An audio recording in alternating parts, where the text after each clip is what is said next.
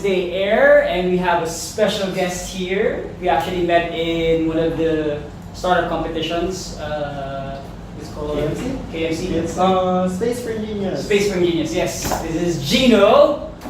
He is actually going to be our podcast guest for today, our first ever podcast guest. Yes.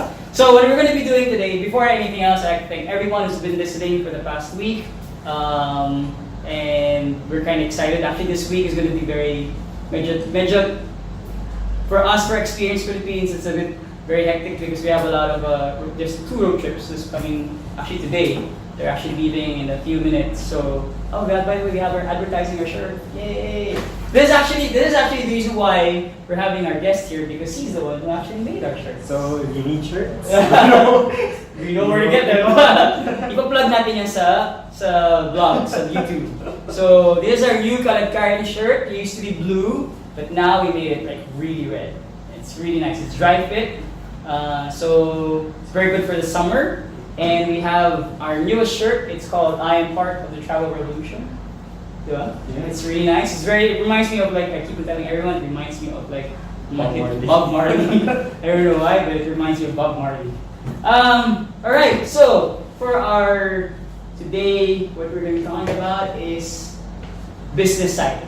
Kunyari, since first time we makilala si Gino, because Gino and I have been attending classes for KMC for 2 months. 2 months already. Yeah.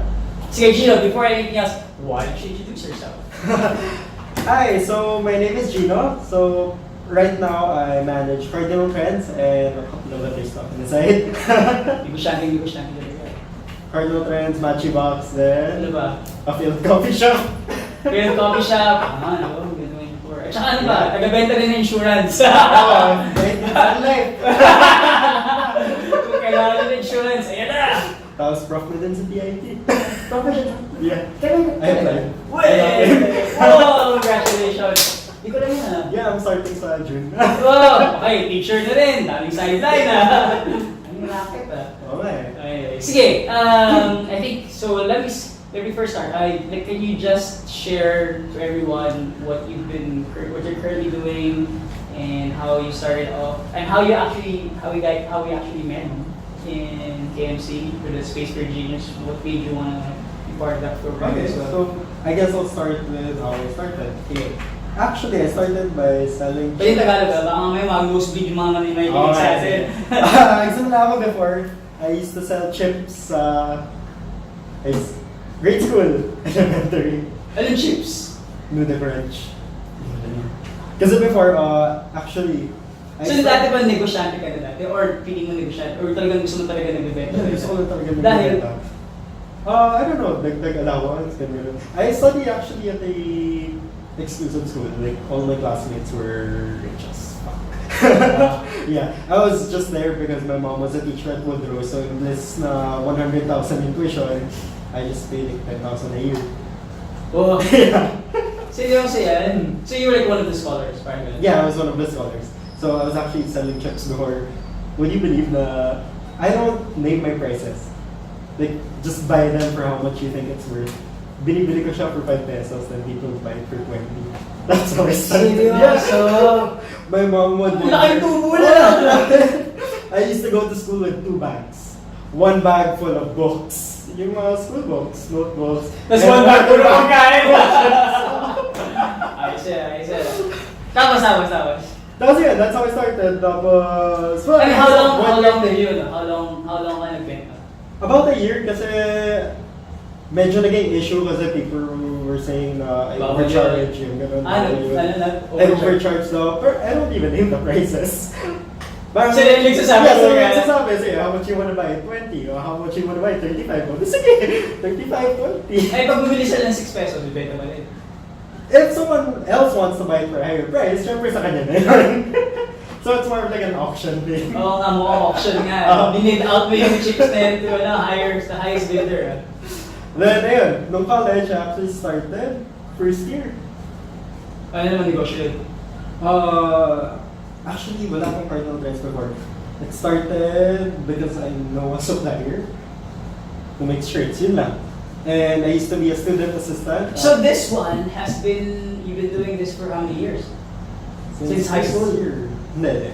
First year college? 2013. 6 years. 6 years na. 6 years na to. Wow, tagal na pala ng bentahan ng t-shirt. Kumita naman, kumita. Yeah, kumikita naman. Profitable. Yeah, maganda naman ang lubi dito. Well, meron. Actually, mabenta nga yun eh. Mabenta nga yung mga shirts eh. Oo. Tsaka ito maganda kasi dry fit. Kasi syempre pinalagay ka na. Nadagan talaga siya, dry fit talaga. Maganda. Tsaka maganda yung brief. Maganda yung So yun, I started when I was a student assistant. So I'd sell sa mga different classes na binabantayan ko. Then ayun, lumaki when I started partnering with different organizations. Then now, since dami ko nang ginagawa, my focus is more on wholesale rather than retail. So when you say wholesale, they have to have a million, I suppose. Kasi before, I used to have a booth sa Makuha. Then, as in, t-shirt, 3 for 100, 3 for 700. Hindi ka ba kunyari din, question lang, hindi ba kunyari sa nagsabi mo nagbibenta ka na hindi ka ba, ano yung attitude mo in terms of selling? Like, hindi ka nahiya, magbenta, parang, jokes, nagbibenta ng mga t-shirt. Hindi naman, it's my business, so why be ashamed? Ayos So you're very confident about it? Yeah, of course. You're very upfront as well? Yeah. Considering kahit ng mga yayaman yung mga klase mo? Yeah. Ayos Good job. It's the attitude. Mm-hmm. And then from then on? From then on, yun, I started venturing, sa food business. No, robotics muna, Machibox. Okay. So, after running, we partnered with different schools and DOST. Then after Match... You got a grant yet? Yeah, we got a grant from DOST. I think, explain to them, I don't think they know Machibox. Okay, so Machibox, we actually developed a robotics kit for schools. So instead of programming the actual code, you build flowcharts using our... So ito yung parang Lego na pinipakambay mo na tapos programming to do certain tasks. Yeah, except we do away with words. So parang icons lang, like motor, then on, blah blah blah, then you flow. Kahit in decision making, it's easy to track kasi... So kahit na wala kang alam in terms of programming language, you just look at the... No, you make the flowchart. Yun yung kagandahan. Since you make the flowchart, you know how it works. Is it like color-coded yung flowchart? Like you just put it together? Or para siyang like a... Para siyang icon. Para motor, run for 1 second. And next step will be blink. Light mo, gano'n. And then, how do you assemble it? Sayang, may tayo sana sample. Oo nga, wala akong sana sample. Parang Lego lang din, plug and play. Like, instead of the complex wiring, plug mo lang. I think a lot of kids would be interested. If I had that when I was a kid, I'd be like breaking it apart, back and then trying out another. I loved Lego when I was a kid, probably. Saya no? Saya siguro. And then, so now you're still with them, and then you start doing that, and you're doing it for schools. Yeah, for schools. Yeah. So you're teaching robotics now for how old? Like, grade 6 and 7. Wow, bata pa. Oo nga eh. Wala silang agad niyan. Baka nga mabaga sila ng mga Terminator levels na may AI na rin. Pwede. Okay, and then from now, and then yung pinaturo ko about the cafe, what happened? Yeah, I actually put up a cafe. Like literal cafe, like coffee shop. Coffee shop. Kasi may ka magkape. Yeah, may ka magkape. And then actually, daming gandang ideas nun. Like, dapat integrate Machibox with consultancy services. Kaso, wala, medyo... Anong nangyari sa cup yan? Closed down. Shit, seryoso? Yeah. Bakit? Wala, we just had different ideas and... Well, I mean different ideas because you wanted to do it this way, si friend wanted to do it this way. I said barkada mo? Yeah, all dormants. Dormmates? Nag-decide na kayo mag-coffee shop or... First yung location? Lacson. Near Lacson. Near UST! Actually, nag-start siya sa isang inuman. Oh, tapos? Mga negosyo talaga nagsisimula sa inuman. Pero sa EXPH din kami nagsimula sa inuman. Kapihan naman sa inuman. Tapos? It was done recently. Shit. Like recently, like this year? A month na siguro. Wala lugi. Yeah. That was like almost 1M down the drain, and I'm still paying for it. Yeah, I started with low capital. I just borrowed from the bank. Tapos? Well, after now, I'm still paying for it. Di ka depressed? How depressed kaya yun? Yeah, I actually went through depression before, but then for something else, then Yeah, I got over it. And then ngayon, I have a different way of handling things. So, I think it's probably one of the things I want to discuss next time. How like failures, yeah. this is like what happens when something doesn't work. And how And don't be afraid to ask for help. Like when you're depressed and shit. Well, in your case, when that happened, you nagsarado yung coffee shop, what happened to your, I mean, what was the... I had to look for a job. Yeah, I had to. Because that was your, kasi before that, wala kang work. Oh. So yun ang work mo before, aside from Machibox and Yeah. Cardinal Trends. Oh. So kailangan talaga kumain at kumita mo. Oo naman. Parang 25K yun per month. Dude, until when? Siyempre no. Parang kinibinan sa, pero kayo naman siguro yun. Pero, Like 25K for 1 year, then after 1 year, 2 more years. hula ako sa 11,000. Hula ako sa hanggang kaya. Your dream? East West lang yan. Totoo, malaki nga talaga. Ay, one of my biggest regrets.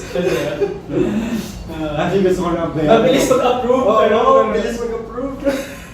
Mga revelations ngayon sa mga ano to. Pero totoo, mabilis mag-approve. Pero ang lalaki ng babayaran mo. Lalaki tuhod. 169. Ano ko talaga. Actually, yun yung sa ano nga eh. Sabi nga daw nila na kailangan magaling ka rin daw. You have to learn how to make, if you're gonna borrow from the bank, you have to choose really like which bank. And then you have to really, kasi if you don't pay, like, if you just pay always the minimum, For credit or card? even though, when you just pay that, don't forget at the end of everything, it's like, It's gonna pile up. it's gonna pile up, it's like sayang. Anyway, I'm not a very good, the worst person to talk about finance, but, yeah. Hirap na na.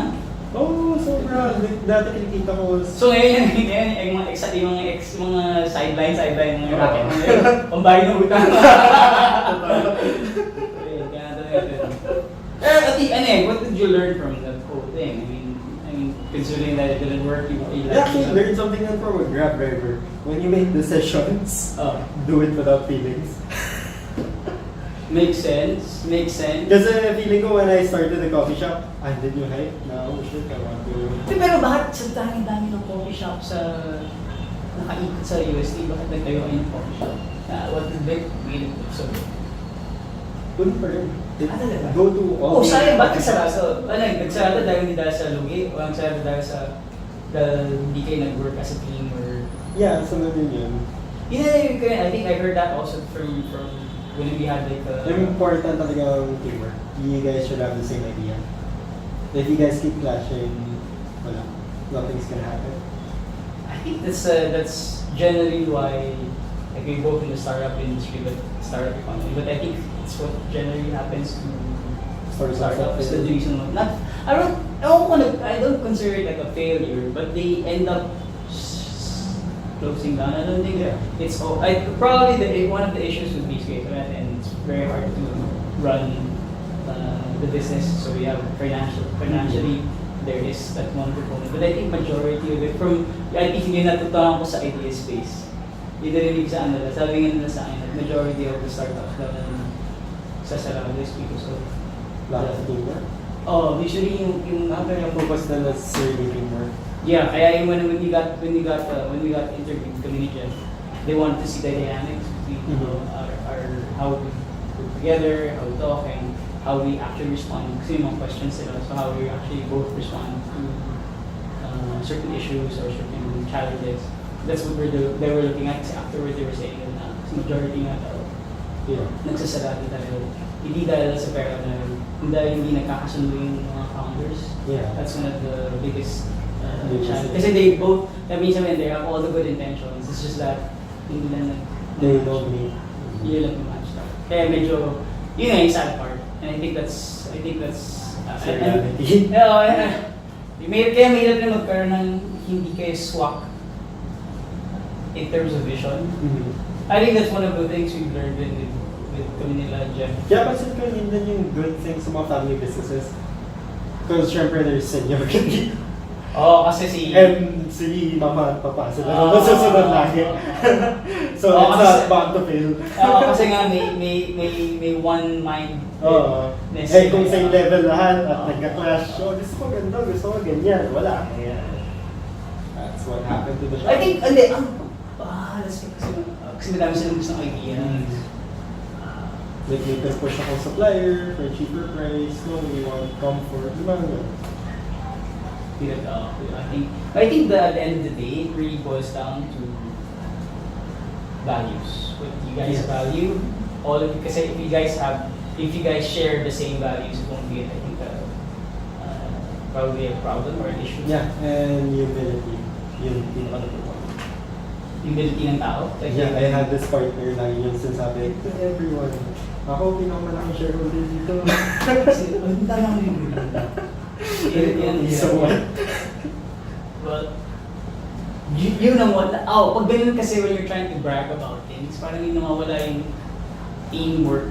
Kasi parang feeling ko, it's like, the more, I think, sa kanya kasi since pinakamalami siyang binabanat pera, feeling niya siya yung pinaka may sabi sa lahat. Yeah. I think, I have the biggest say here, biggest and I don't think, I personally, I don't think, maybe I'm wrong, but for akin lang is, it doesn't necessarily mean that ikaw yung pinakamadaming pera na binigay. You are the wisest. parang ito mo expert. It just means you're the richest. Parang yeah, I think the criteria should be also for others kasi they think that they feel inferior pag hindi pera yung contribution. Yeah. I guess mo ako. Yeah, I get that. I think yun ang main challenge rin for especially starting a business. But tama, I think at the end of the day, it's really a collaboration, humility, the attitude towards. But I think for as a whole, it's really about if you guys have shared values, it makes It's more of teamwork talaga. no. You guys should pull each other's up. At saka walang crab mentality. Ano kwento ko sa'yo before, di ba? Yun. Yung Experience before. Yeah. Yeah, well, I mean, iba-iba talaga. I guess one of the learning there is iba-iba talaga now. Diba? Iba-iba yung pinagagalingan. Iba-iba yung... And ibang tao sa business. Sabi daw nga nila huwag ka daw, don't partner with your friend. Pamilya nga, nag-aaway-aaway sa'yo pa, di ba? Friends pa. Although, si Jeff, when we became partners in EXPH, we were not actually friends before. Yeah. No.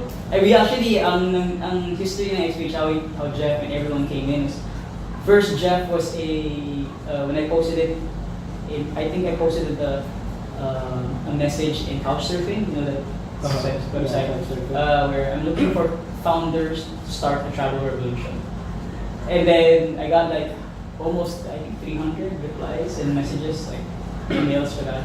And Jeff was one of them. Sumunod nga ako makikita mo si Jeff dito. Tinawagan ko pa siya doon. Excuse me, I'd like to speak with Mr. Jeffrey. And then, who's this? This is Ian. I'm calling. You're calling for what? Sungit na. Siya na nga yung nag-email. Gusto mag-email. Tapos sinusunod na ba ako? Tapos, tuloy-tuloy. And eventually, ito yung sa yung sabi ko, ito yung sa Couchsurfing na post ko na podcast. Yung sa, we're starting a travel revolution, we're starting a travel company. Sabi ko, Tapos eventually yun, nakita na kami and then, now, we're business partners. We've been working. That's why everyone thinks we're best friends way before, but I think we became best friends because we share the same shit. Like we were like having problems, ups and downs, and all the stuff that were happening when we started building. Couchsurfing. Oh yeah. Pero wala nang couchsurfing. Wala na ba? I mean, I don't know kung meron pa sila. Pero yung sa wala. Doon kami nagsimula. Actually, maybe I don't know if I should answer this question that someone asked sent me a message regarding who's been listening to our podcast. Jonathan asked us if we are like creating a revolution. So we always have this hashtag called travel revolution. What are we disrupting? Challenging question from Miss Universe. Well, I think in our EXPH, I think the reason why we came up with the hashtag I am part of the travel revolution is because we wanted to disrupt, not really disrupt, but we wanted to come up with a change of mindset when it comes to travel. I think that's the reason why. That's the reason why Jeff and I work well, because we always vision that traveling should not be about destinations. That traveling should be experiential. Because people when they book, it's why if you notice but if you see apps now about travel, it's all booking apps. Yeah. Like going here, getting best deals. In XPH, it's completely different. We want to focus on what you experience, Not where you're going. not where you're going, because we want to highlight all those things, connecting people, establishing relationships with the locals, and discovering something new that will excite your palate, for example, like good food, or looking at sunsets while drinking beers, all that kind of stuff. It sounds very, very like simple, but those are the ones that really makes it a really good memories. Anyway, na-list tayo sa conversation. Sorry, but John, I answered your question. I think that's the reason why. So, we used the hashtag travel revolution. And, okay, last thing, before we end the podcast, what are your learning points?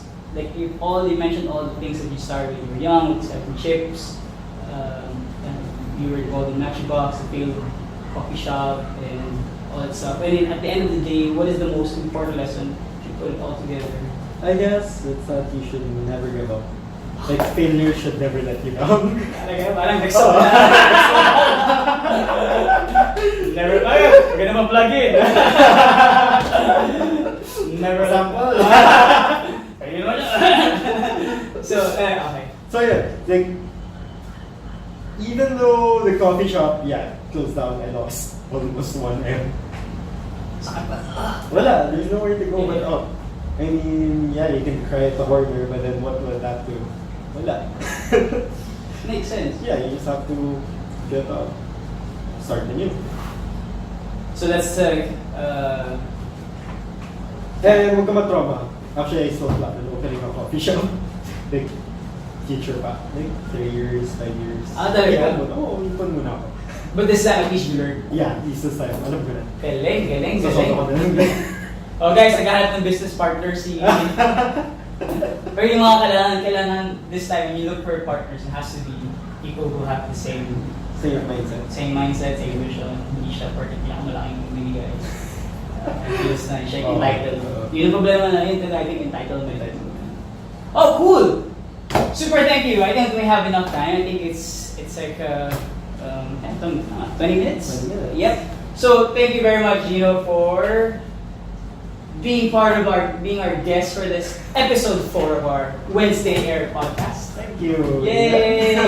Learned so much. So guys, please follow us, listen to us. Again, if you have any more questions, you can send us a message in all our social media platforms. I think we post this, Jeff posts this always in YouTube, and we're in Spotify, Anchor, and I think iTunes as well. So, yep. So look for us, Experience Philippines. Thanks, Gino. Thank you. And if you need shirts, guys. Yes, guys. Everything. It's a very nice shirt. Let me know. Oh. Like your page, Cardinal Trends. Yeah, Cardinal Trends. So yeah, plug in na. Okay. Libre t-shirt na ako. Yes! Hindi nga ako buy dito. Okay, thanks, Gino. Thank you. Alright. Thanks. See you.